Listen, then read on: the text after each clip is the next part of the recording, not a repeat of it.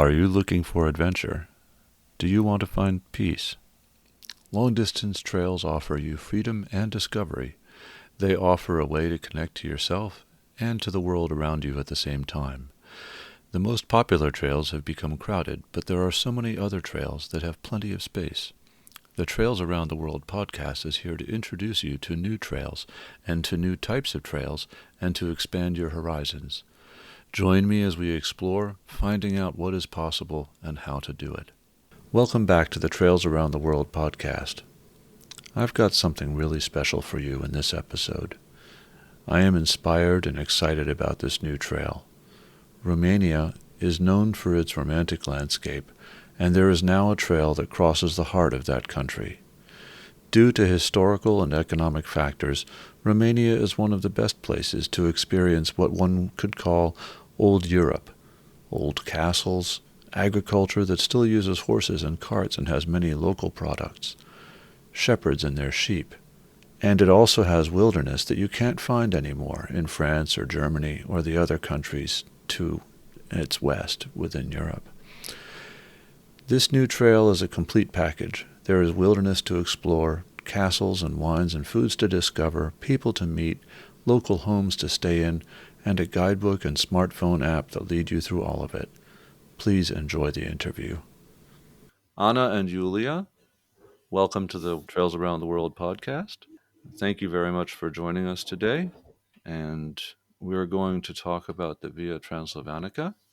I'll have each of you introduce yourselves. Anna, can you tell us a little bit about yourself? Hi, and thank you for being here and for inviting us. My name is Anna Sekei. I'm part of the Tășuleasa Social organization, which is responsible for Via Transylvanica long distance trail. I'm here at Tășuleasa. I work here already. I have 17 years since I work here. I'm the executive director in the NGO, and it was like every project of ours and every activities we are all involved, like our colleagues, we are doing and working together so that these activities which our NGO is doing, is representing, we are doing this together. So in Via Transylvanica, I got first involved when our president of the NGO, Alin Ușeriu, he came up with this idea. And I want to tell you a little bit more about it after Julia presents herself too, because it has actually an interesting story for start. Great. Hi, my name is Julia Mureșan.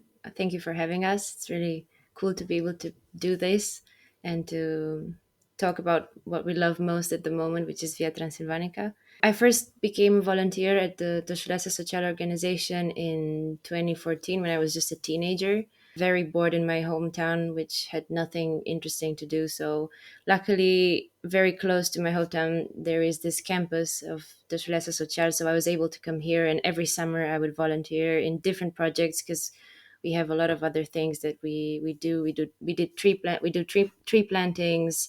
We do things with different educational programs with children and so on and so forth. It's a very long history. It has 21 years of existence. So it has, the Shulasa has done a lot of things in the meantime. And since 2018, when Alin Ușeriu, the president, came up with the idea of Via Transilvanica, I've been smitten and I work here. I've volunteered for it. And now I work here actually because it's something that I'm very passionate about. And yes, it's a great opportunity to have. Very thankful. Great. Anna, how long have you been hiking? How did you come to be introduced to hiking? And what do you love about it? First of all, I really would like to tell this story because it's so nice when someone can show you first how nice it is to hike and to get to know your country in like for the first time this way. So Aline was always Aline, the president of our NGO, was always at the end of a summer. He took all the volunteers and all of us and took us in the mountains of Romania, in the Carpathian Mountains, and he showed us every time. Tried to show us our country, so that we are starting to love it more and more. And this was somehow the first tryouts with hiking. We made almost all the big mountains from Romania. and we hiked them. But my first long distance trail hiking was on Camino de Santiago, which I hiked in 2015. And it was like a big revelation for me that after I knew that my country is really, really beautiful and really nice to hike. I saw Camino de Santiago where millions of people were going there, and you were like alone but not alone on a trail like that. And I thought about this idea, which in the same time also Aline had, that it would be so beautiful that we have a long distance trail in our country too, which passes through the whole Transylvania, because our country is somehow much nicer and much more beautiful than Spain, I would like to say, because we have a lot of nature and mountains, and it's pretty wild, and it's pretty unknown, and somehow from other people it's pretty exotic. So this is how the idea came after I hiked 31 days, I think, almost 1,000 kilometers on Camino de Santiago. I came home with this thought in my mind that we should do something about it. Hmm. And Julia, how did you come to be introduced to hiking? Well, I was part of the Shirasa Socha, so I would be Hmm. taken on these trips in the Great. mountains with Aline and the team. And yeah, I was hiking before because it was something that my friends were always into it. But with Aline and the team at the Shirasa, it was something different because every time we would go somewhere, it would feel like really special. He would know, and they would know, all the other people in the team, how to make you feel like it's something magical going on. Like we have so many cool stories of, I don't know, Aline reading us a story on top of a mountain in some Hmm. secluded place, or and it really, it was something to always be looking forward to. It's something that I would always wait for the summer and to end and then go somewhere in the mountains. And it Arlene was always so excited about being there, and truly expressing it to us. And sometimes it was okay, maybe as me as a teenager was like, okay, rolling my eyes and whatever, like our country is so beautiful and whatever. And now that we're actually doing Via Transylvanica, like fast forward, we're actually doing Via Transylvanica, and we have people walking on it, and even people from abroad coming to us and telling us, oh my God, this is for me unbelievable. It makes you really realize what you have witnessed and what I am still witnessing as part of this project. Right. Transylvania and Romania is known only by some of the prejudices, Yeah. from about Transylvania from Bram Stoker, from Dracula, and so on and so on. But also from the many Roma ethnicities which are living here. And I think this is somehow also in a negative way seen from outside. And this is what we are trying to change also with Via Transylvanica. Also, as Romanians, we should, first of all, as Romanians, we should get to know our own country better, by walking it, because it's another connection which you have with the communities through which you go, which you visit, and you can get to know all these cultural and traditional aspects which you cannot get from outside, from the television or from books. You have to live them, and you have to be there, to be close and to see that it's a very beautiful culture which the Romas are having, or the Saxons are having. The Saxons are the Germans who stayed in Transylvania and who have their own language and their way of living, and their own churches and fortified churches, and some extraordinary things that you can learn from being there and not just only from hearing. And that's what I was trying to say before. First of all, we as Romanians, we have to change our views about our own country so that we can love it again, so that we can love her again, Transylvania and Romania, and that we can communicate about it so beautifully and enthusiastic to foreigners to come and to see it and embrace it like it is. And that we can do with the help of Via Transylvanica. Yeah, I think Via Transylvanica definitely teaches you a lesson on not just tolerance, but on yourself, on your own roots and your own environment. And even though you don't have to be from Romania to have this lesson and internalize it and apply it to your own situation. So what Anna said is definitely one of the most beautiful, sensible, but most beautiful subjects about Via Transylvanica. Because sometimes I have so hard time to explain this part of Yeah. this part of, I don't know, of us, that we have Yeah. to learn Especially in a to different love it, language. Yeah. to love it ourselves, and then Yeah. to make it be loved by other people too. That's But also in like the so guide hard to say. we also about the Yes, Roma Gypsies ethnicity. In the guide you can find an actual scientific paper on their emerging culture in the Romanian culture, and uh, it was provided to us from an actual PhD student who did her professor PhD, yeah, actually. a professor who did her PhD in this particular aspect Subject. subject. Yeah, so we are trying to be very aware of it, and very we are maneuvering it with care and with attention to every ethnical group, every cultural group, and we want to make sure we embrace the diversity in all its.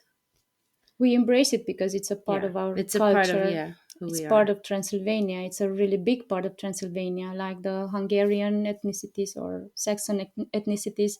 The Roma Gypsies are the same, and they're a lot of them, and they're a really big part of our history and culture. Anna, what led you to choose the Camino de Santiago to hike? I would say it was a pretty hard moment in my life, and I heard from several friends of mine that there is this pilgrimage way where you can find answers to your questions and to have time to look into yourself and be more conscious about everything in life. And I thought this could be pretty interesting. And then it was also this challenge for me to go alone and hike alone, and it was a little bit, yes, it was a big challenge. And I thought I'm going to choose this path to try it out. And I think this is one of the reasons where a lot of people are going to do this kind of pilgrimage. It doesn't have to be religious, it doesn't have to be related with something else, but it can be only related to yourself, to the self. So, in this podcast episode, we're going to talk about the Via Transylvanica. And many people, of course, are familiar with the term Transylvania Yeah. for for Yeah, reasons that we say all it. You can know. say Thank you, it. Bram It's Stoker. Dracula. Yeah, you can say it. We're used to it. It's okay. But what does the word Transylvania mean to, or is it is the current usage Transylvania or Yeah, Transylvanica? What is the difference in the two words? So Transylvania means, actually, in Latin, it means over the forest. yeah, Hmm. And silva is forest, and trans Hmm. is over the forest. Right. So, and Transylvanica is like a grammatically correct way to say the road of Transylvania, the Transylvanian road, yeah, no? Yeah. Hmm. And that's why we are using this Transylvania, and also for because it's one of the most known word about Romania is Transylvania. But we never, as Romanians, we never marketized it correctly. We never used it correctly, like to invite people to see Transylvania. It was somehow never explored enough, this word, Transylvania. So this is one of the things that attracts attention of many people, the name of the trail, Via Transylvanica. And this Christine Thürmer, which is our common friend, she walked the whole Via Transylvanica last month, and she was saying that this is one of the most important thing about the trail, the name. This is what attracted her in the first place. And I think this is why it's very important, because we're trying to explore Via Transylvanica and Transylvania also from this point of view. So this is Christine, who has appeared on this podcast in the past, right? exactly. Exactly, who is now also Yeah, our friend, and she tries to help us. She's trying to help us to marketize, to make Via Transylvanica a little bit more known, because she walked it and she was very very satisfied with it at the end. And is she the first person to, or first person outside of your organization to walk the whole trail? Not at all. She is the first woman. That's Okay. important to say, but Yeah. not the first person. We had someone. So of course, when we first launched the project, there was you could go on. We had already a website up, and you Hmm. could go and see the like the, more or less the map of what the trail would be. So a lot of people were okay. I'm gonna do the trail even though it's not marked yet. So we had one. I think he was 76-year old man with his dog, and he walked the trail, the entire trail. But that was an inexact form. It was he did it on his own at Right. his own risk. But we still consider him to be the first one to hike Hmm. it because it was very impressive at his age. He was very fit, it was really inspirational. And then along the way, I think we've had maybe 3 4 other people that did the entire thing, including the parts that are not yet marked and signaled. So, Hmm. but of course, we don't recommend that because Romania and Transylvania in particular is quite wild, and we still have bears roaming free, and we still have things to consider. So that's why we really want people to be safe on it. So we invest a lot of our time and our energy and the money into creating a safe space for everyone in the sense that we have signaling, we have a traveling guide, we have everything, all the infrastructure to make sure that people are safe. So that's just one thing. We don't actively recommend people to go on the whole thing yet. And actually, parts of Via Transylvanica was walked by, or I think more than 2,000 people already. Yeah. Pieces of it, Hmm. like for Right. 1 week, for one weekend, for 2 weeks, for 1 month, but only pieces of it. This year, I think there were 4 or 5 persons who walked almost 800 kilometers, Hmm. until the points where 300 kilometers are missing. Right. Right. Yeah. So when did this project start? This project started in 2018, when we launched the idea, and then we started to mark the first 170 kilometers. This was in our county, in Bistrița South County. We tried it out first here. How is it going? How is it going with the markings, and how are the authorities with how are they going through with this idea of ours? Then we started to gather the money through donations from people and from companies, and from people who were interested about it. We started to sell kilometers. This was our signature fundraising point, so to say, Right. and this was the only way to gather the money for the 1,400 kilometers. So we started in 2018, and then county by county, because it passes through 10 counties from Transylvania and Romania, and we started to mark and to construct all these counties every year, 2 or 3 counties. So we have, until now, we have 8 counties marked and ready to go and ready to use. That means 1,070 kilometers. Hmm. These are marked, they are ready to use. We have them also in our guide. You can just take the guide and walk on these 1,070 kilometers. We just have the last 2 counties, which is almost 300 kilometers. We want to make them and to mark them next year, and to make like a big event from this. Hmm. To what degree were the national government or local levels of government involved in the project? Of course, we need their support, and we cannot do anything without the local authorities and the national authorities. So we try to make partnerships with them, and we don't take public money. I should have seen that before. We work only with donations and sponsorships, and the authorities are, most of them are like 100% in. They like the idea, and they know that this is a big opportunity for the Hmm. communities to evolve and to be from the touristical point of view more bigger and more known. I have to say that also that Via Transylvanica is passing through 80% of the rural side of Romania. That means that there are like villages which are almost stuck in the historical moments, Yeah, like 100 years ago. But right. you also find some cities through where you have to hike, and where you can find, I don't know, if your shoes are broken or something, you can just buy new things. But I think the beauty of Via Transylvanica is that is somehow like Romania was 100 years ago, and like going back to grandma's house and put your tent in her garden, or I don't know, it's like everything is preserved like in that days. And this can be very exotic and interesting for people who don't know how that was. I think exotic is probably the word.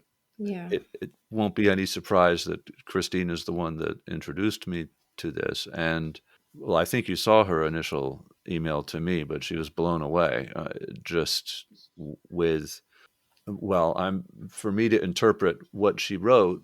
This trail offers the opportunity for a person to experience many different moments in European history over the past 150 years or so and just walk through all of them in terms of different forms of agriculture and ways of living. And of course, this is due to a lack of wealth in parts of the rural area.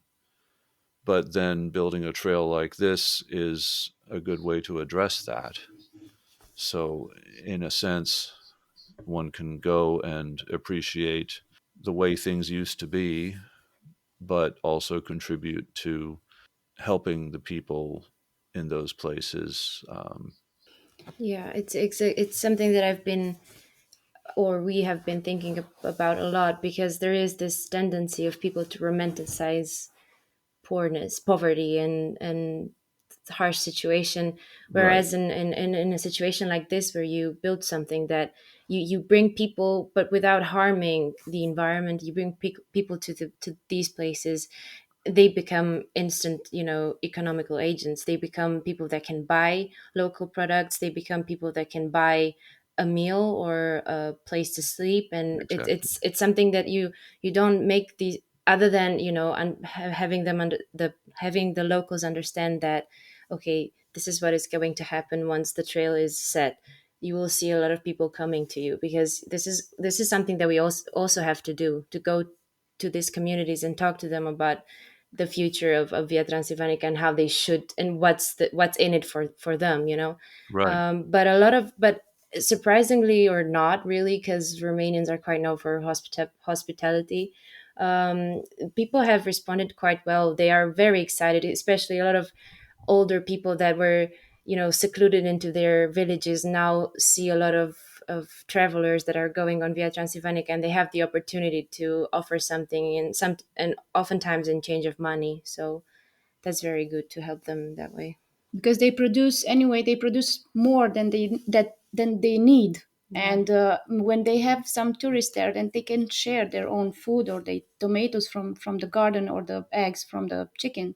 Because most of the times we had a really big, not most of the times, in the last years we had a really big migration of Romanians who went in other countries to work, and in our country stayed only the old people and the children. So you have these villages where two old people who are living in a small house, and they produce too much, because they produce like before, when the children were there and were working too. So it's like a really good sign for them when Hmm. people are going there, the tourists are going there, and they are using the food that they are sharing. And of course they leave a little bit of money there. And what I wanted to say, that I think it's really really important also this side of the story, where everything is organic, because everyone is looking for that now. No, the Right. tomatoes from the garden, which are not chemically somehow treated. And I think this is also very important. We can now, it's a really big vibe with this thing, kind of thing, slow food, slow eating, slow. So this can be slow tourism, because you go to these places, you are walking there, and you are Right. using all these resources, natural resources, organic resources. And I think this is a really nice kind of way of living. Yes, absolutely. No, thank you. You both put it much better than I was doing. And one more thing I wanted to say: the time to go on Via Transylvanica is really now. I mean, it was yesterday actually, because like Anna said, these communities feel like stuck in time, and you Mhm. meet these old people that are still, or communities, not even old, all of them, some even younger people that are still so invested in their own traditions that are so specific to every culture and every ethnicity. That is, because in Transylvania there is this interesting mix of a little bit of everything, and every little community has its own traditions, its own way of living, and people are still very much attached to it, while also being able to live together in the same place.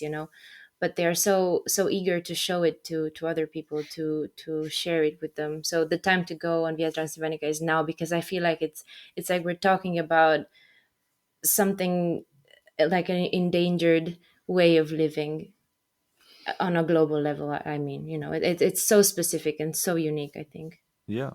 And related to this, I wanted to say that this like 1000 years of history in 1400 kilometers of Via Transylvanica, because you go from the north, from the Moldova monasteries, which are like really old monasteries, painted by hand, wooden churches painted by hand hundreds of years ago.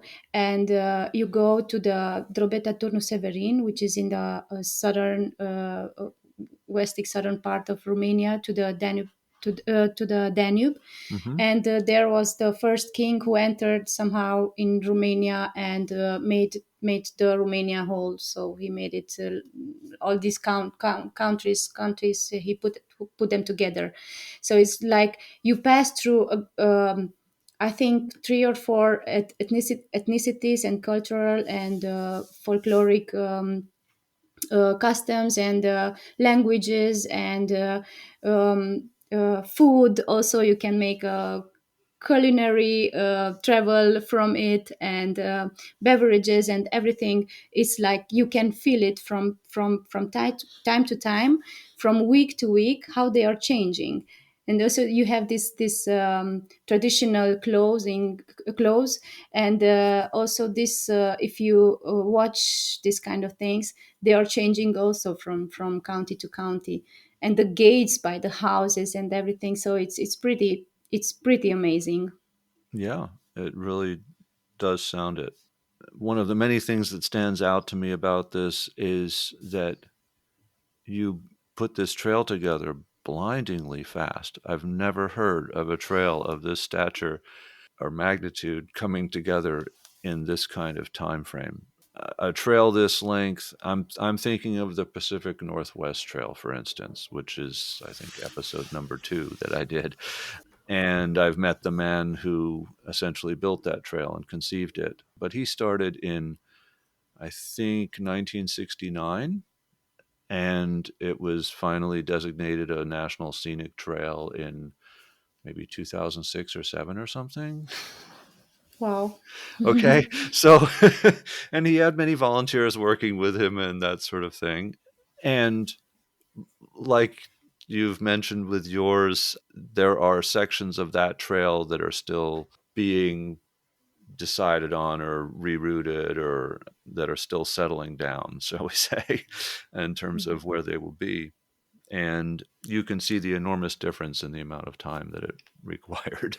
Yeah. Well, Um, before Anna says the more technical parts, and the more she's obviously more knowledgeable about this, I have to say that there's not a day that goes by that we're not thankful and grateful and appreciative of all the others that were before us, because we took great inspiration from trails like El Camino or even the Pacific Trail. The North American part of long distance trails is very inspirational to us. We've actually been compared to, in the northern hemisphere, if there is something that looks a little bit like Via Transilvanica, is probably something in North America, the Appalachian Appalachian Trail. Trail. Yeah. So Appalachian Trail. Yeah. geographically speaking, of course, it's a lot longer, the one in America. But yes, I have to say that it's people before us and everyone that did this sort of thing before us paved the road, sort of say for us. So now, of course, for Romania, this was a premiere. We've never seen it before. It's the first such long distance trail. It's actually the in throughout our mountains in the last 30 years, we hadn't have such a long distance of trail being marked anywhere else. They're accumulated everywhere. We don't have that. So it's also a premiere for us and for Romania and for our organization. It's definitely the biggest project that we've ever done, and I don't think it was entirely a blind shot, because we sort of paved our own way to it, because what we've been doing as an organization before was very important. So you understand, we've had experiences with trails before, because we've worked on in the Carpathian Mountains, in Kaliman Mountains, which is close to where we live. There's this former border road from the Empress Maria Theresia in the Austro-Hungarian Empire, and we sort of not rebuilt it, but we marked it and managed to form a walkable path on that road, which was 42 kilometers. And we organized a marathon and actually a running competition, because it had more than a marathon. It had a half marathon, an ultra marathon, and a mountain bike competition, which was our first sort of attempt at, okay, let's bring people to the mountains, let's bring people to the forest, let them see what's going on, Hmm. let them see the good and the bad and the ugly. And that was our first ever experience with such a thing. And we've organized this competition yearly, except for, of course, Hmm. 2020, when it was the pandemic. Yes, right. But we've we also had the School of Hiking, another project where we brought adults to our campus, and we had trainers that taught them different aspects of how to hike safely. We had the first Romanian to ever hike on Mount Everest that was here and was sharing his experience. We had people that are knowledgeable in first aid, people that are knowledgeable in equipment, and etc., etc. And then after having courses and trainings and workshops in our campus, they would go on and hike on a mountain and see how it goes. So everything that we've done so far in 21 years of existence have prepared us to be the organization that is capable to do a long distance trail in Romania at this hour. So that's what I wanted to say. Although, to be honest, no one imagined that we will succeed in so many years. So, uh, like we were imagining with Aline that maybe in 30 years we will finish the Via Hmm. Transylvanica, and we were like, yes, let's see who is going to help us. But let's say 30 years, and then we'll see after 2018 how things are working, and we'll see then how we are going to make it. And yes, we had a big surprise. It was an idea which was very everyone was very fond of it, because Romanians are very, they are loving Romania very much, so they're like really good patriots. And with the Hmm. help of them of with the help of people who are really loving their own country, I think we succeeded to do all these kilometers, because this is a really big factor in making and building a long distance trail, the love of your own country. That's why I was telling you before that it was one of the biggest fundraisers.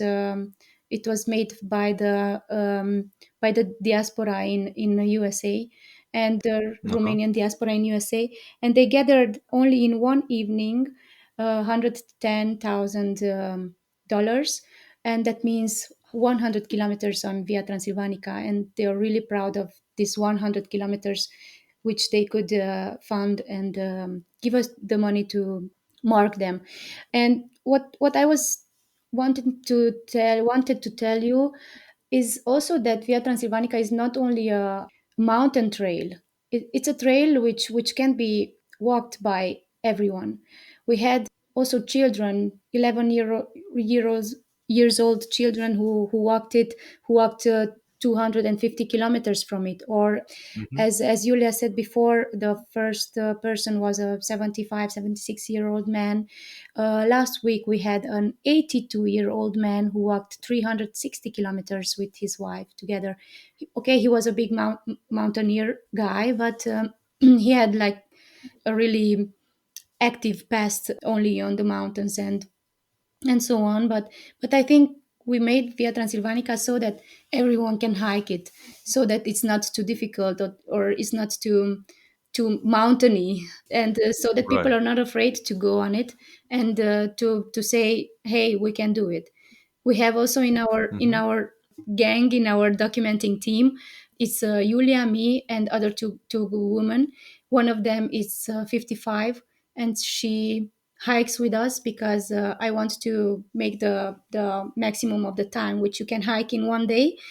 I measure it because of her, because she's not that fit. She's a little bit, she goes slower than us. And I think these kind of things are really important, so that everyone knows that everyone can hike Via Transylvanica. It's not that difficult. I see in your on your webpage and in the guide that you wrote that it's also set up for bicycles as a possibility. Yes, parts of it you do also by bicycle. But Hmm. this is like work in progress. We have to work on it Right. because the Bukovina, the first part of the northern part of the trail, which is about 200 and something 30 kilometers, it's pretty difficult for that. Hmm. You begin the trail at the monastery. You pray to God that you can do Hmm. it. And at the Putna monastery is like, after that, the you have a piece of the Bukovina mountains which are not so easy to make, so you have a lot of push bike. And if it's raining, then it's really difficult to do it. But many of the bikers are taking this as a challenge, and they are doing it anyway. Most of them are telling us that it's pretty difficult, but we are trying to do next year's, after we finish the hiking part of Via Transylvanica. We are trying to manage also this biking part. We are trying to do some paths only for bikers, so that it's easier for them to do. And maybe we will do that with European money, so not with our donations. Or we are trying to apply for European funds for that. Yeah. But still, I mean, amazing it's been done so quickly, largely with volunteer labor and with private funding all the way. Yes, Um, great. We're so happy to be here too, because I think it's very important to spread the word. And I think what I like about us, that we are living it, like we are very we. I think you saw that we are talking about it very enthusiastically, because we are part of making of. And because we are loving it.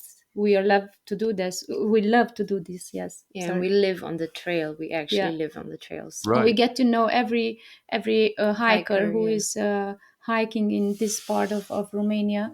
They have like accommodation here in Hmm. our campus, and we get to know every one of them and have their feedback. Yeah. Yeah, Yeah. it's pretty exciting. This is now, if I understand correctly from the video, there are many stone pillars that are used to mark the way. Is that correct? Yeah. Yes, it's correct. This is the second thing which Christine Thürmer told us, that it's a pillar of this project, and it's something which attracted her and attracts everyone else. There are these milestones.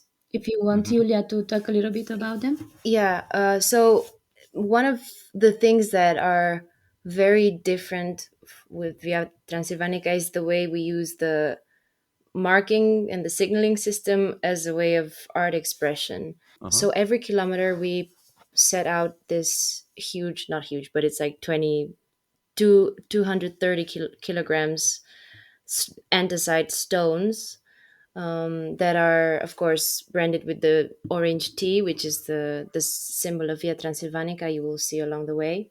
First, well, the idea at first was, okay, let's just put this big stones every kilometer because they will resist the test of time, they will show the way and whatever.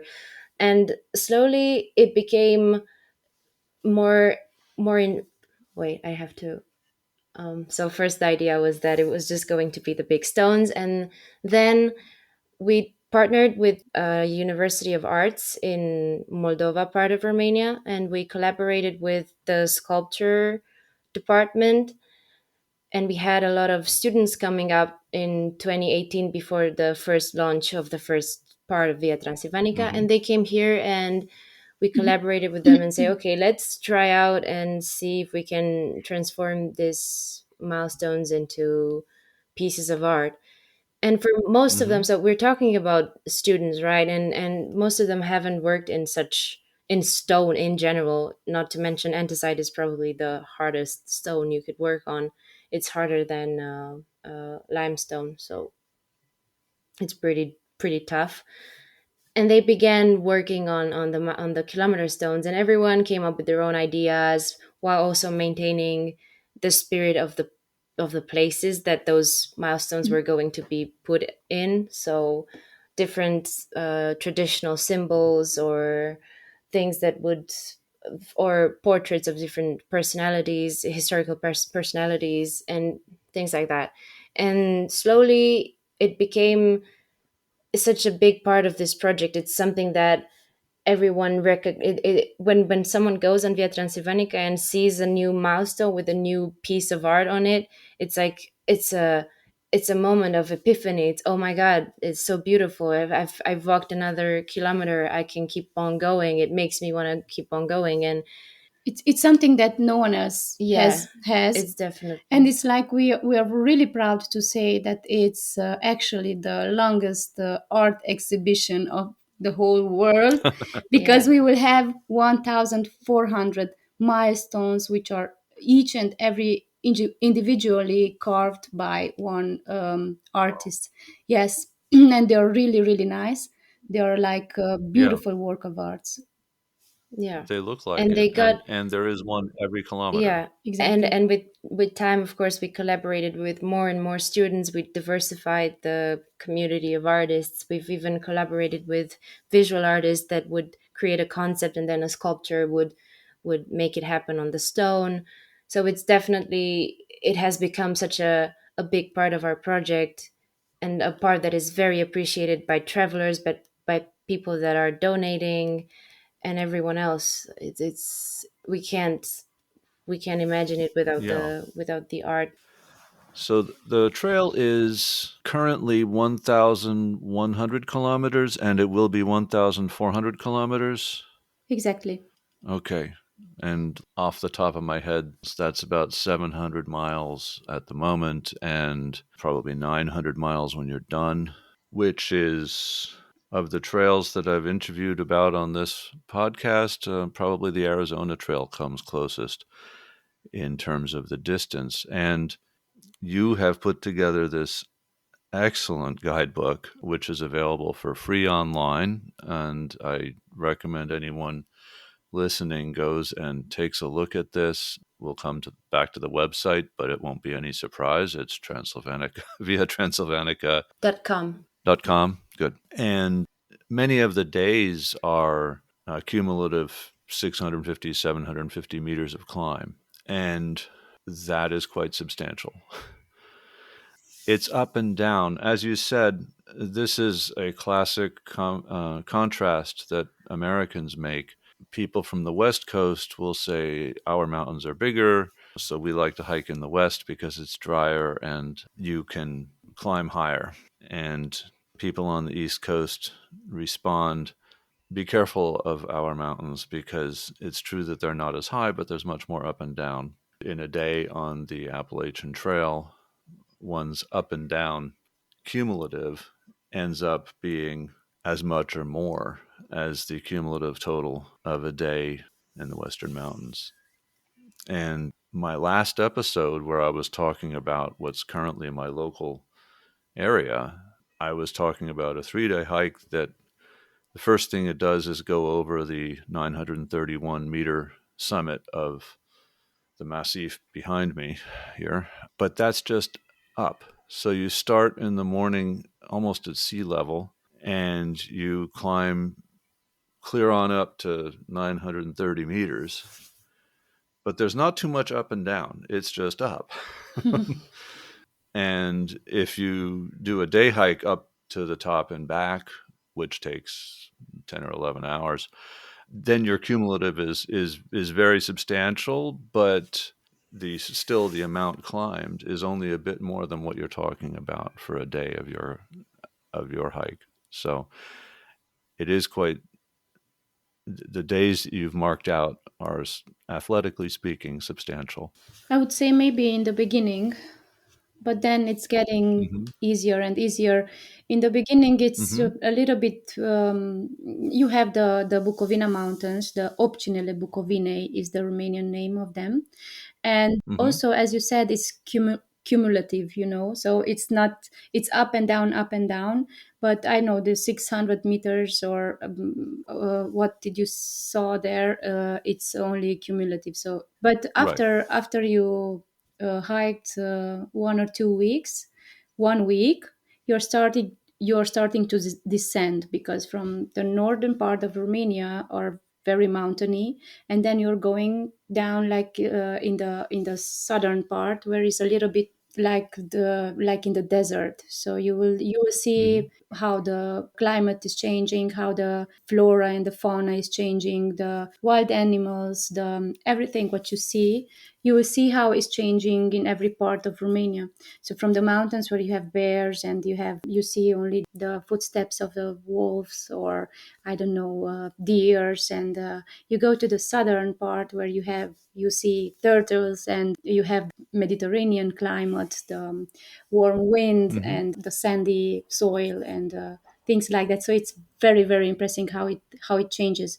It's getting easier and easier because from my point of view it's like you are descending towards the Danube, and it's not that a big of a deal for the first week. That's why we chose the northern part of Romania to be the beginning, because if you begin like hard and then it's getting easier, I think it's a good start for every story. Yes. And of course, one can do more kilometers as one is more fit by the later part, I guess, Even less if one kilometers, wants yeah. to. Because we Yeah. provide Yeah. the information in the guide with the infrastructure. So you know when you look at a day, okay, if I can't manage, there's this specific village where I can stop halfway through Right. it and it's fine because we thought these things through. But like Anna said, we're all female group of Uh huh. roughly 4 or 5 girls, really depends. And the oldest of us is 52 and 55 actually now, but when she started she was 52, Right. and she was very unfit, smoking, and not really a what you would think of like the quintessential hiker. But now she's after doing it every year, she's improved impressively. So Via Transilvanica has this power to Yes. transform you into a hiker.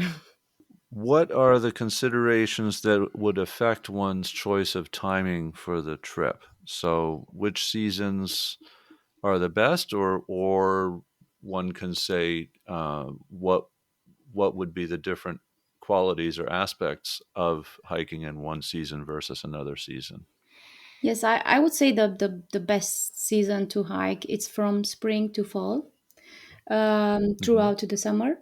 We have in the northern part of Romania. I wouldn't say winter because it's we have these small houses when you can find accommodation, and they are not always opening one big house for two persons because they have to make the wooden fire in the rooms, and they have to heat up the room for maybe one or two persons, and they don't do that so easily because it costs money.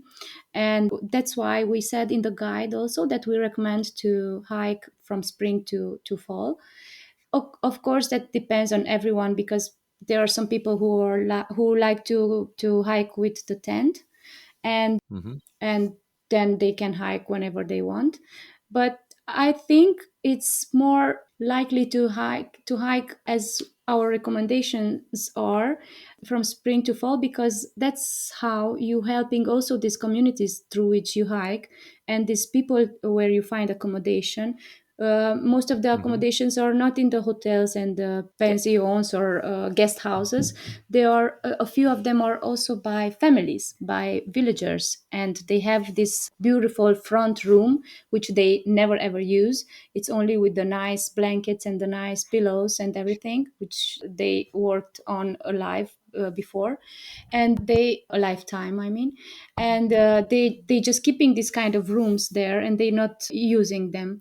So we went there and we talked with them, and we said, look, you can have some money for it if you let guests or two guests to sleep in your front room. And this is also a possibility to evolve from the touristical point of view. That's why we recommend to go and to sleep in this kind of accommodation, because you help a whole community to grow. This was one of the things that Christine talked about at length, and in her social media postings, she's talked about it a great deal as having turned out to be one of the most rewarding aspects of the trip. Um, the people that she stayed with, the situations that she was introduced to through that, and indeed, this is an example of a totality of the manner in which you put this trail together, that you set it up with lodging. And for many people coming from other countries, because of the relative economies, the lodging is quite affordable. Yeah. So, I mean, this is very appealing from a number of viewpoints. And as we were saying earlier, not to romanticize people having greater needs, but one of the ways that one can help the best is by simply doing this and using the lodging that's available and enjoying that experience. This is also one of the ways to grow tourism in Transylvania, because it's like pretty rewarding also for a shepherd when he invites you to try out his cheese which he makes on his own, and you reward him with some money or some cigarettes, or I don't know what his needs are. He's really happy about it. And then when the next tourists are coming, then he takes more care of his dogs, and then he keeps the dogs there so that they don't bite the tourist. Because we have to speak openly also about this kind of problems which can occur on a trail, like a long distance trail like ours, because via Transylvania is actually pretty wild still, and that's why we needed this trail, so that people don't get lost in our country, so that they feel safe. So that's why we are talking about these themes also: the shepherd dogs and bears and wild animals, and what are the difficult points from this point of view. What could be the problems? We have a lot of good tips about this in the guide. We have recommendation of equipment, what you have to have, and what you have to do when you see a bear or when you see the shepherd dogs coming towards you, and what your behavior must be like. So I think we have pretty good tips there. Christina had no problems. She never saw a bear, but we met one We did. together with the girls. We had a a date with one. Yes, but he was outnumbered, so he freaked out and Yeah, ran away. it was a pretty big one, but Yeah. we you don't have problems with them, with wild animals or shepherd dogs, if you have a little bit of respect. And I think if you see and read all these tips which we gave, then you're safe. Yeah. And obviously, we don't recommend Via Transylvanica. We don't recommend people to walk it alone. It's for different reasons, but mostly safety reasons. Of course, people like Christine, who are very experienced hikers and have seen, she's walked thousands upon thousands of kilometers. So of course, we had trust in her. But with someone that is trying for the first time, is trying out a long distance trail, we recommend maybe choosing a partner or someone else or a group of people that you can walk it together with, because it makes you feel safer, makes you have someone. If there's no, of course, because we are in a lot of rural areas and natural areas, sometimes the phone signal is not working, you're out of network, even though, side note, Christina said it's one of the best networks she's experienced in her hikes. So Hmm. maybe it's not that bad, but just in case you lose network and something happens, one of people from the group can go find some network, ask for help, etc., etc. So this is our official recommendation, that you should do it together with people. Since we're talking about bears and the relative risk thereof, I'm from the United States. I'm from the Northeast, and I've lived and hiked in some of the higher bear density areas, and I've had encounters with dozens and dozens of bears in my life. But these are black bears in the United States, and encounters where humans get hurt between black bears and humans are very rare Exactly. and usually involve cubs, Yeah. bear And cubs. mama bears. Yes, exactly. It's mama bears defending their Yeah. cubs or who feel that there's a threat. That's the danger. In the western US, when you get to brown bears or even grizzlies, that changes a bit. Yeah. But still, it's rare for people to be attacked by grizzlies. Polar bears are a completely different thing, but that's beyond the realm of what we're going to talk about here. Uh, but I'm in Japan right now, and in Japan there are many black bears. There are Asian black bears, and they're much more dangerous. Now, I've never encountered one here, but people do, and there are bear attacks every year.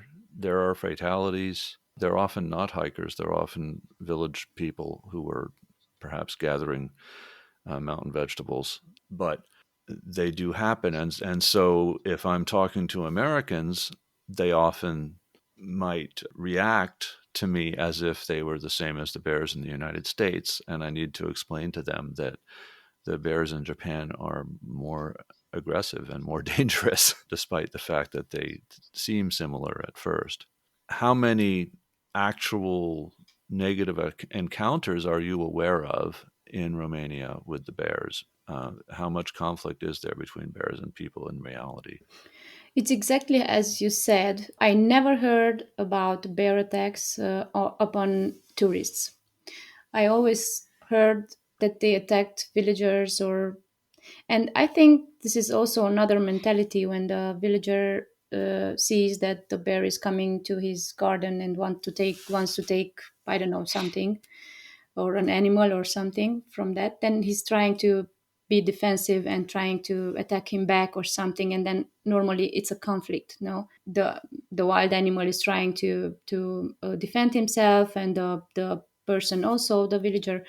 But I think it's a whole other story with tourists, because um, we are going through forests and through places where bears can find anything to feed themselves. They can find fruits, they can find other wild animals, or I don't know what bears like to eat, but they're not like you. We have to go a little bit also by the logic. If he has enough to eat in the forest, then he doesn't attack me. That's logical, no?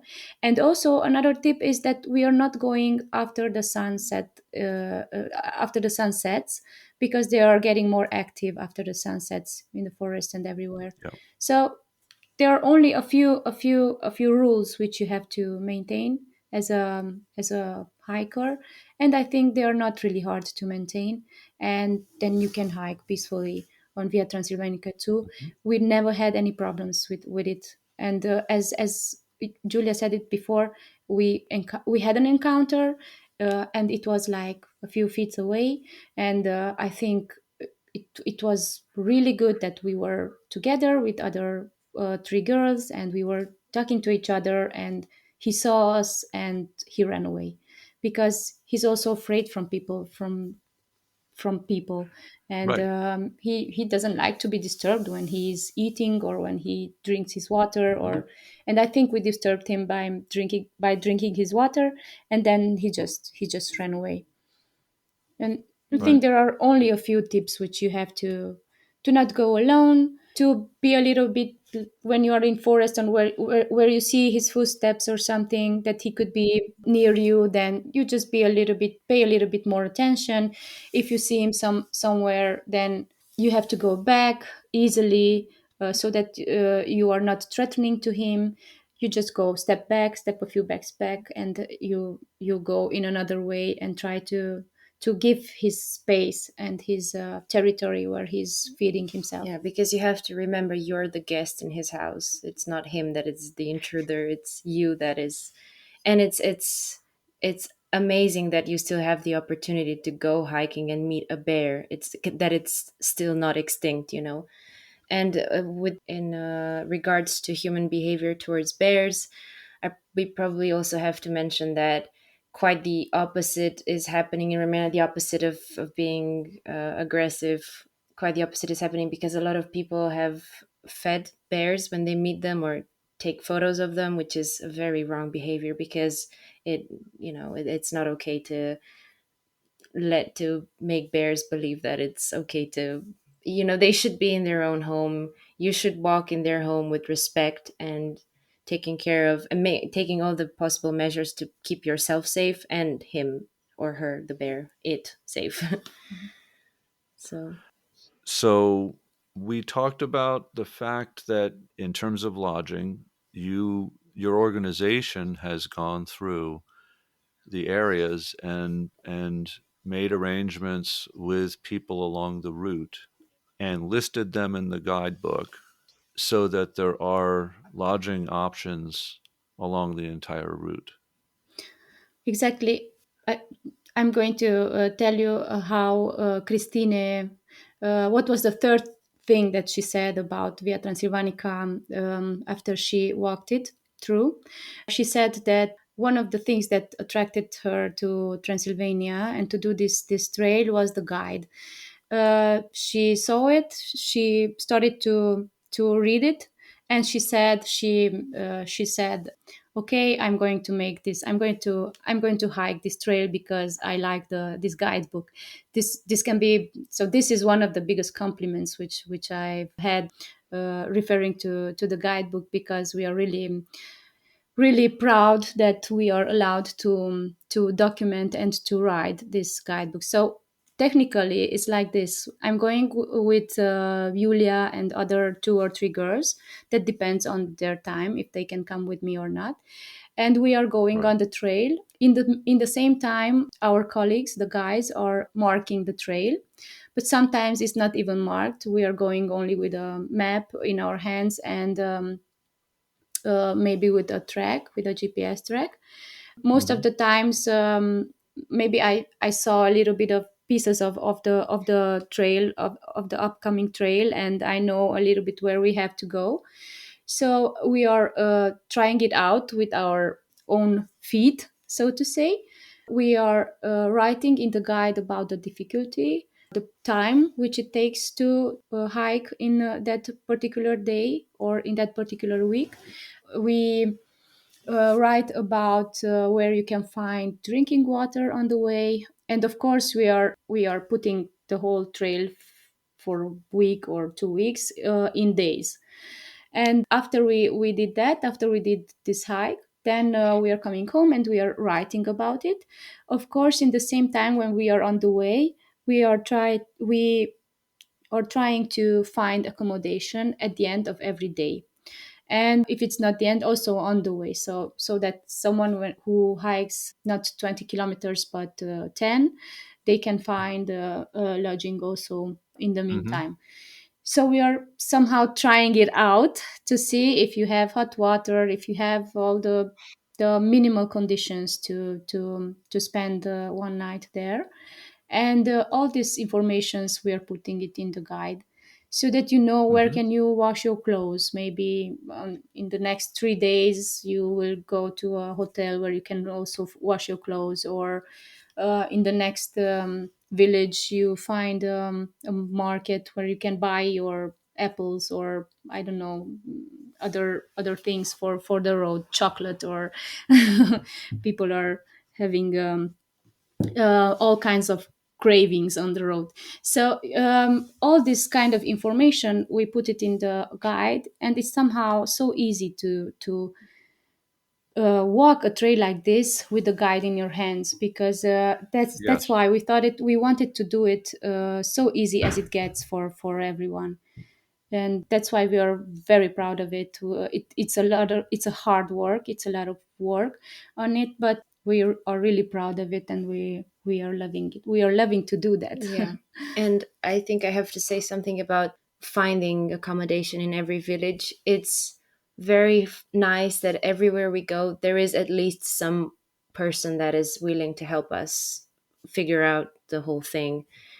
So it sometimes it's the priest in the village, sometimes it's the mayor, sometimes it's Mm-hmm. just someone who moved from the city and has heard about Via Transylvanica, and he she now lives in a village and wants to get involved, or just a regular villager that has read something on Facebook about Via Transylvanica and contacts us, and he's Mm-hmm. like, okay, I've heard about you and I want to help you out. Figure this is a great spot for travelers. This is another great spot. And this is sort of how we create the networking. And every time we go in a Mm-hmm. village, we ask out, okay, who's willing to give accommodation? We need a list, a little list of options, because we don't want to put just one, to put pressure on one. And of course, once we launch the certain portion of the trail and the guide is up on the internet, sometimes people contact us and they're like, oh, a lot of tourists are coming to our village, and I figured, I have this room in my own house. Could I maybe ask you to add me in the guide, and I can provide accommodation? This is what I offer. This is how much I was thinking about asking us for money. And this is sort of how we create this network of, and as an added not value, but as an added extra of making people understand that this road belongs to the community and to them, is we created this system of stamps, which is not original necessarily, but we thought it was a really nice thing to have. So we have a traveler's booklet that you can buy from the official shop, online shop, which is via shop via Mm-hmm. transylvanica.com. And you can Right. buy this specific booklet where you have little spots for every stage of Via Transylvanica. Whenever you finish a day, you go to the two accommodations. We decided on two, where we gave out stamps, and the people at the accommodations, like the concierge, whatever, they can put your stamp on the booklet. And then when people realize, oh my god, this is such a nice thing, it makes you feel like you're belonging. A lot of them said, could I maybe ask for the stamp design and create my own stamp and have it on in my house as well, so when I see a hiker, I can tell him, oh, I have the stamp, I can put it on your booklet. So it already feels Mm-hmm. like people are getting involved as a community in the whole thing. We were only the fire starters, so to say. And then like a they get attracted into this whole thing, and they start doing things. They really let loose their creativity and imagination, and it's amazing to witness. And Yes. it's also because when we are going to document the new trail or the new piece of the trail, this is also one of our roles, to talk with the whole community or with the people, and to tell them what's going on, to tell them that a trail is going to pass through their village, and they have to treat Right. tourists like this or like that, and they have to be nice to them, and they have to show this Romanian hospitality anyway. So they are like every time, and although they do not speak foreign languages, but they can show their love to you also only by by Yes. showing this hospitality. So, and they have to feel, because this is one of the philosophy of the trail, is that they have to feel that this trail belongs to them, to the village, to the community, and not to Tășuleasa Social, like not to our NGO, Right. because this is the road and the trail that puts us together, that binds us together, and they have to feel part of it. They have to feel that without them, maybe it would not be so beautiful like it is, and they have to give everything. They have to make it work. You mentioned earlier that some people might prefer to camp. I think you've mentioned some reservations about that in certain areas, but what are the legalities? Is it okay? Is it acceptable? What are the limitations? In some areas of Europe, for instance, it would be acceptable to stay for one night, so-called bivouac. This is in the French context. Whereas if you say camping, that means you drive in with your car and you set up a tent and you stay for 3 nights and you drink alcohol and you make noise. And so these are very different things in most people's minds. So where are the boundaries or limitations in terms of camping or not camping in general through the areas where the trail is? We have so the limitations, there are none, because Romania is still a really wild country. So normally, if you go to the mountains, then you can go with your tent and you can theoretically make a campfire everywhere. You just don't have to do Mm-hmm. it in the forest, so the forest don't gets burned. But normally you can put your tent anywhere until the someone comes and says, "Hey, here you're not allowed." You can just do it, but we don't recommend that. Of course, we have a few normal legal camps which are working the way you said. You can drive in and you have a Right. hot shower and you can drink something and stay longer than one night. But we have also we thought about this technique newly, that we would like to somehow also to be this camping tenting to be part of the Via Transilvanica also in our kind of way, in our idea of supporting the communities. And we will have some technique to give the villagers, the old ladies, the grandmas, to give out some tents, and so that you don't have to bring your own tent. We will just give them Hmm. some sleeping bags or cocoons for the sleeping bags that they can wash Mm-hmm. every time that someone use them. And you as a tourist, you can go and ask to sleep in the tent if you want, but the tents will stay Mm-hmm. there by the grandma. So we are going to call that tenting by grandmas. And we are going to donate them the tents. Yes, and I think it's going to be a really Right. nice experience for people who want to sleep in tent and not in the houses, and to not drag their tents every day. So I think this is a good idea. Yeah, and we'll definitely signal out those specific grandmas with tents, houses where you can go and camp. So it will be in the Mm-hmm. guide, and also we're thinking about creating some special signs for them. I wanted to say something else, which I don't want to forget, because I think it's also a really big part and important part of the making of Via Transilvanica. We spoke before about the fact that the people and villagers and communities have to feel part of the Via Transilvanica trail. And this is happening also with the help of our ambassadors. We have some really good ambassadors of the project. We have like Romania's biggest actor. We have also our president Alin's brother is pretty famous because he ran at the Arctic Ultra in Yukon and he won 3 times on the row, and he's like a really big athlete and everyone knows him. So he's also a big ambassador of Via Transilvanica.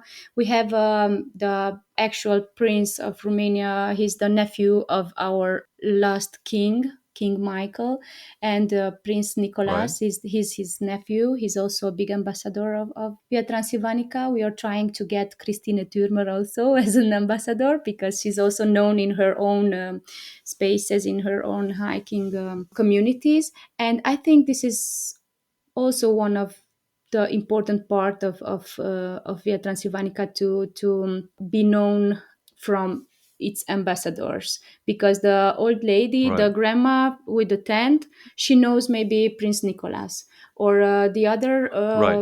Yes. grandpa knows maybe TB, the ultra marathonist. Or so we have these Right. connections made Yeah. between the ambassadors and the trail. Yeah, we also have a Romania's most known TV presenter, which is quite helpful because a lot of people watch TV and the news, and she's very well known and very well spoken, and she's very helpful. We also have not only Romanians, we also have Charlie Otley. He's British. He now lives in Romania, but he's made Wild Carpathia and other movies promoting Romania. So it's we also have that voice of a person that is from abroad and has another perspective And promotes and Romanian promotes it. Yeah, nature. Yeah.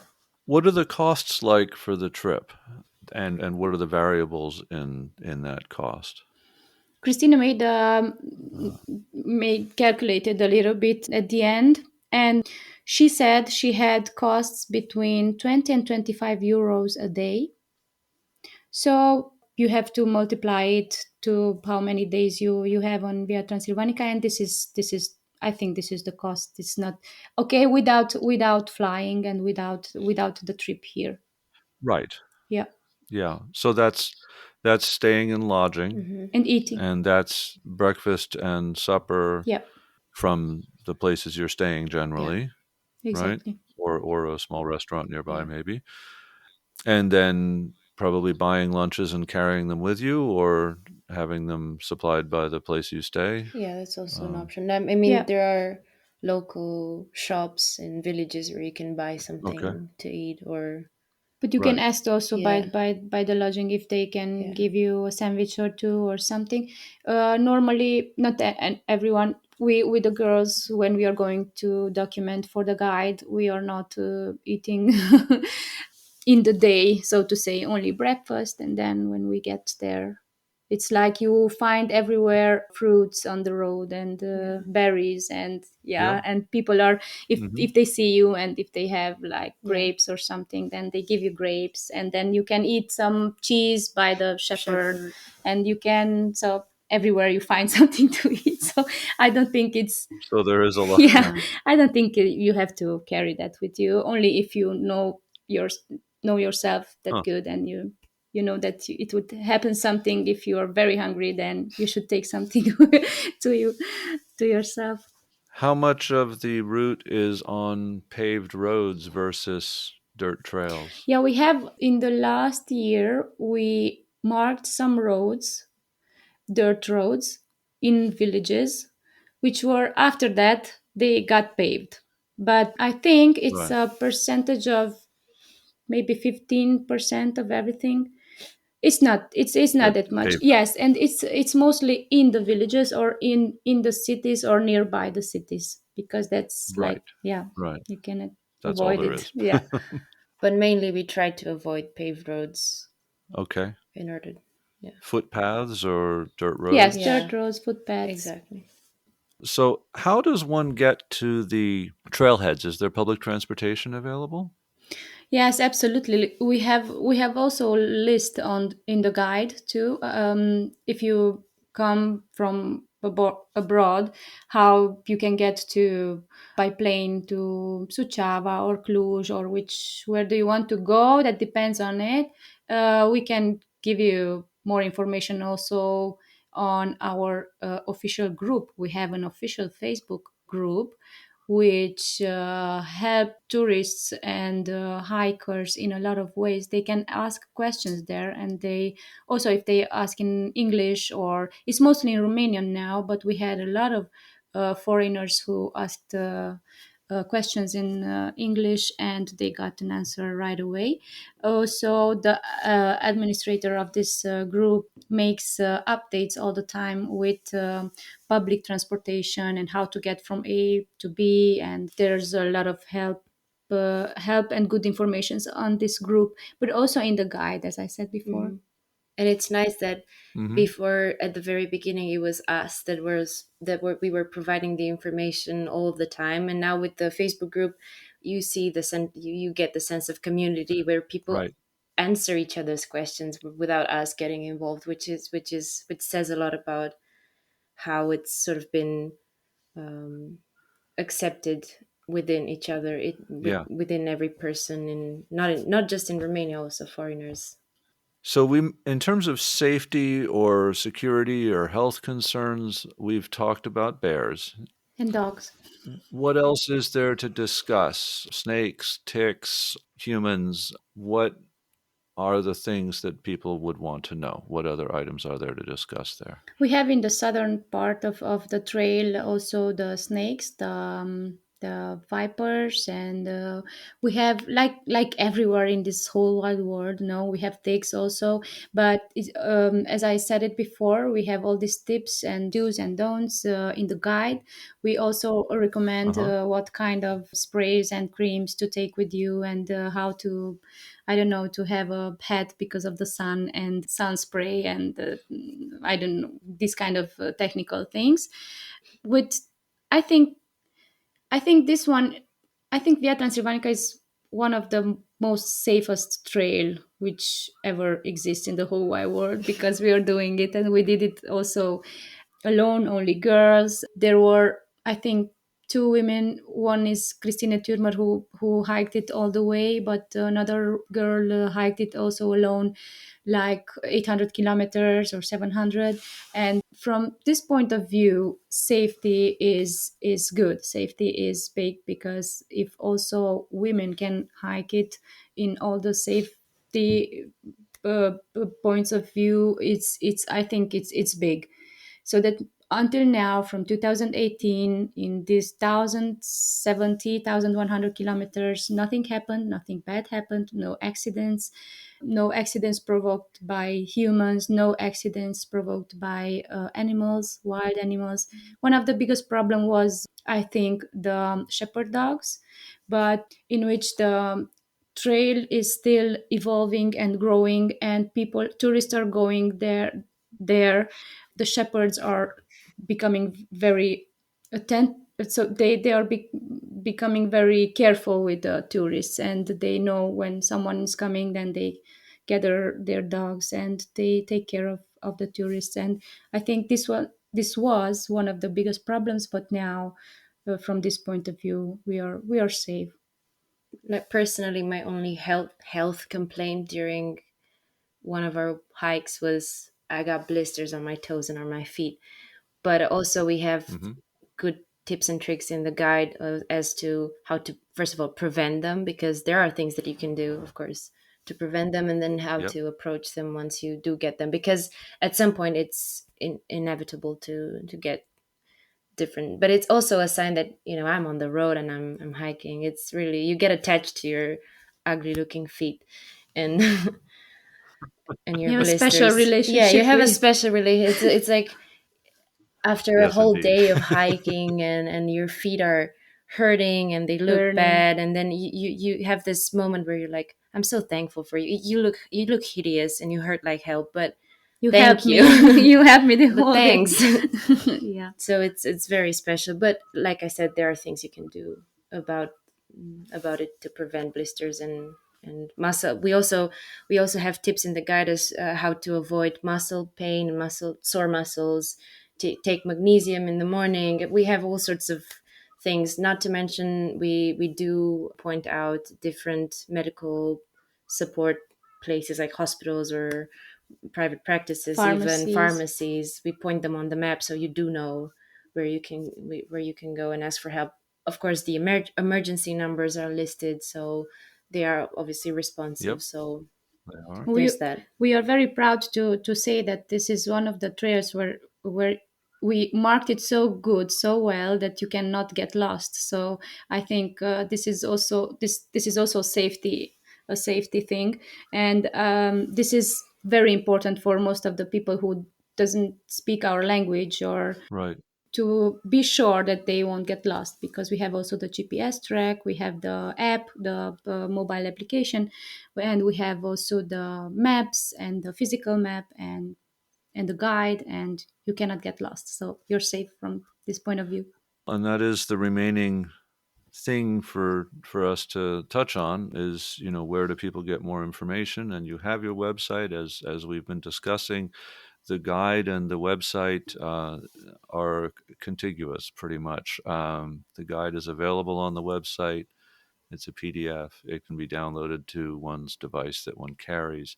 You have the GPX tracks right there on the website so that people can download those. And Exactly.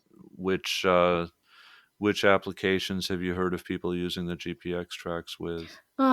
I don't know. That depends because there are a lot of runners and marathon runners, and they use something else which is specific for them, and hikers which are using something else. And I would say everyone which works better for them. But So we also do have Yeah. a mobile application. We should say yeah, that too.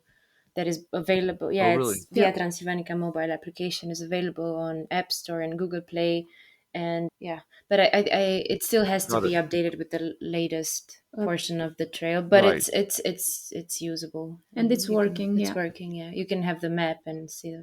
That's an alternative. So the smartphone app is an alternative to downloading the GPX tracks and using them in another application. You can simply use the app that you have. exactly. Yeah, Yeah, and then the Okay. website, which is viatransylvanica.com, you can download the guide, see the maps and everything. Get in touch with us on our social media platforms on Facebook and Instagram. Like we mentioned before, the Facebook official group that is very useful. We are very active on social Yep. media. and of course our guide, which Yeah, for me like I'm like very I'm like very fond of it, and I would say first of all please read the guide and then start to walk on Via Transilvanica. Well, this is terrific. I'm very excited about this trail, yeah. and I am amazed by the speed with which you've built it. And it's fascinating to see how you've integrated all the different aspects of this since you're one organization that conceived it and built it, and you're a nonprofit organization, so it's not for your gain. You've developed it with private funding that was donated, and it's for the people of Romania and available to everyone. Exactly. So anyone can go to the website, access all the information we've been talking about, and go and discover the trail. I think we didn't talk about food, and I know that I saw many postings about the food along the way. Do you want to talk about Romanian food at all? Of course, it's not only Romanian food. As I said before, the trail is passing at least three ethnical groups or minorities.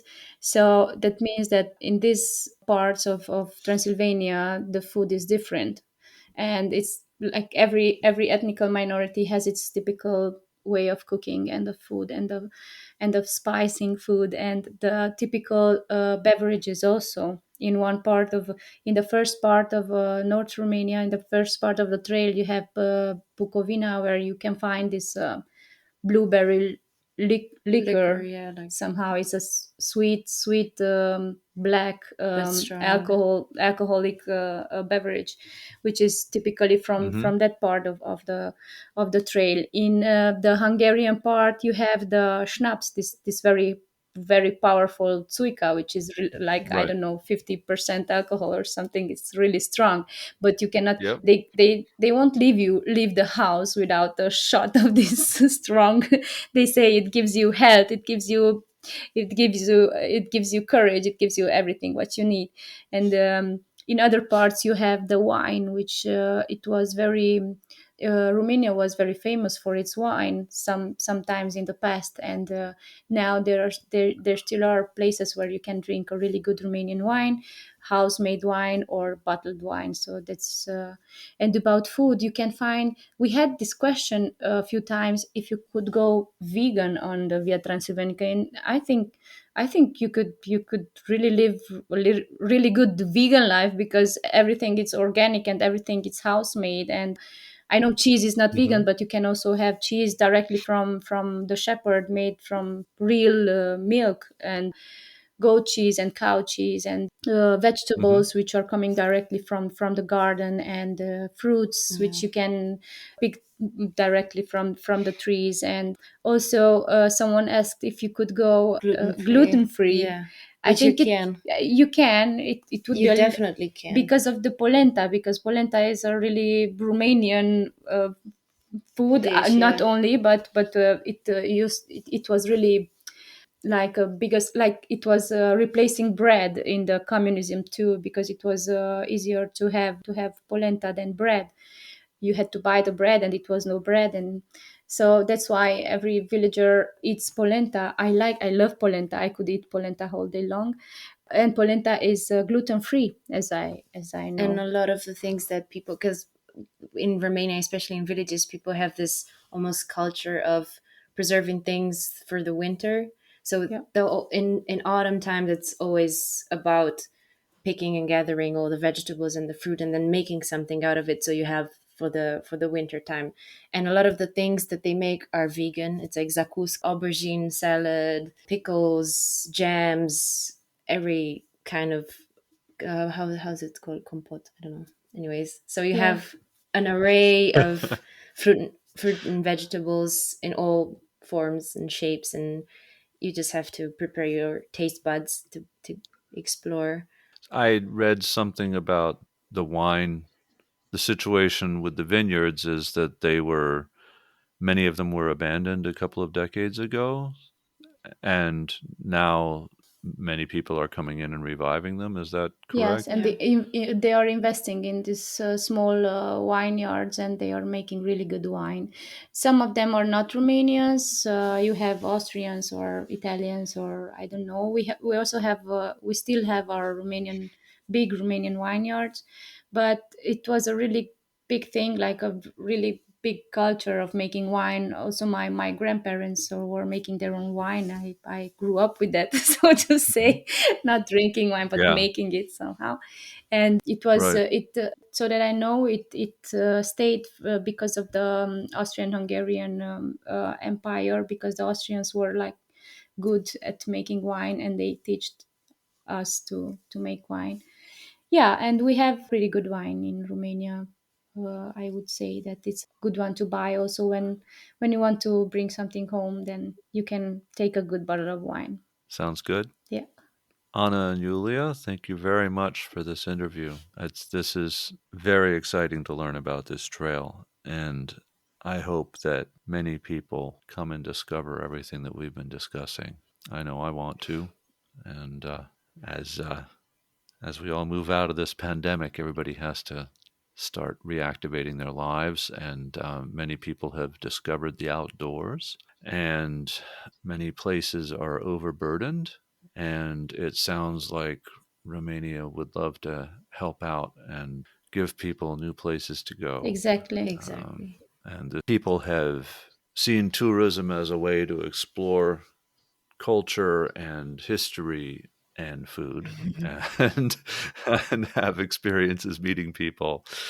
And this trail offers all those things with outdoor adventure and a much deeper immersion into all of the things that people seek than most traditional tourism. So I'm very glad to have made this episode, and thank you very much. Thank you for inviting us, and we would be really happy if you come to try it out. So to say, we are here and waiting for you to come. Also, in the pandemics, as you said, a lot of people discovered it again, Romania, because most of them were tourists, like you said, in these camping parks. Just went somewhere, took a few pictures, get drunk, and then after a few days came home.